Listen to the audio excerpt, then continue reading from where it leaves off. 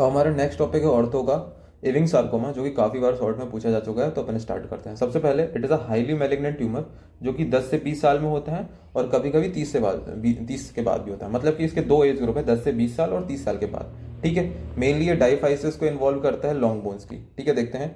Pathology bones affected is commonly occur in long bone. Long bone में होता है, जैसे ये फीमर है और उसमें भी साइड कहाँ पर डाइफाइसिस मेनली इन्वॉल्व करता है, लॉन्ग बोन और उसमें भी डाइफाइसिस। ग्रॉस पैथोलॉजी में tumour characteristically involve a large area और इवन एंटायर मेडुलरी कैविटी।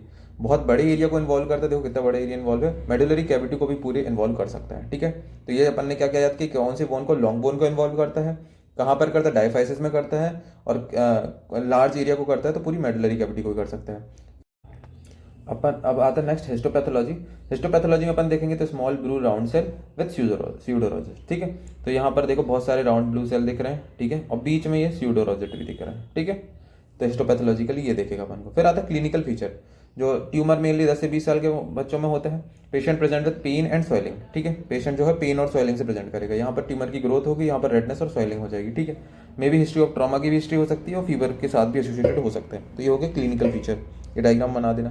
फिर नेक्स्ट आता है रेडियोलॉजिकल फीचर। तो इसमें टिपिकल केस में क्या होता है, light lesion in the medullary zone, जिस वजह से क्या होगा कि वहां पर कॉर्टिकल डिस्ट्रक्शन होगा। कॉर्टिकल डिस्ट्रक्शन होगा, फिर न्यू बॉर्न का फॉर्मेशन होगा। न्यू बॉर्न का फॉर्मेशन होता है तो कैसा दिखता है, अनियन पील अपीयरेंस। ठीक है। तो डायफाइसिस में जब भी ये ऐसा फूला हुआ देखे, अनियन पील अपीयरेंस देखे, तो समझ जाना कि इविंग सार्कोमा एक बार चल रही है। तो फिर से देखते हैं क्या हुआ रेडियोलॉजिकल फीचर में। लाइटिक लीजन है मेडुलरी जोन में, जिस वजह से क्या हुआ, कॉर्टिकल डिस्ट्रक्शन हुआ और न्यू बॉर्न फॉर्मेशन होगी तो अनियन पील अपीयरेंस मिलेगी। फिर नेक्स्ट आता है treatment.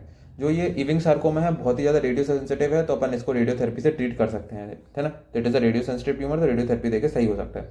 Treatment consist of control of local tumour by radiotherapy. अपन रेडियोथेरेपी से इसको कंट्रोल कर सकते हैं, रेडियोथेरेपी देंगे। अगर इसमें मेटास्टेसिस हो जाता है तो उसमें अपन को कीमोथेरेपी देनी होती है। कीमोथेरेपी में क्या क्या देंगे, विनक्रिस्टिन, साइक्लोफॉस्फामाइड, एट्रियामाइसिन। ठीक है। 3 से 4 वीक अपन हर 3 से 4 वीक में देना है, 12 से 18 साइकिल चलानी है। और इविंग सार्कोमा बहुत ही ज़्यादा मेटास्टेसिस और बहुत ही ज़्यादा डेंजरस ट्यूमर, तो इसकी जो प्रोग्नोसिस है बहुत ही ज़्यादा पुअर है।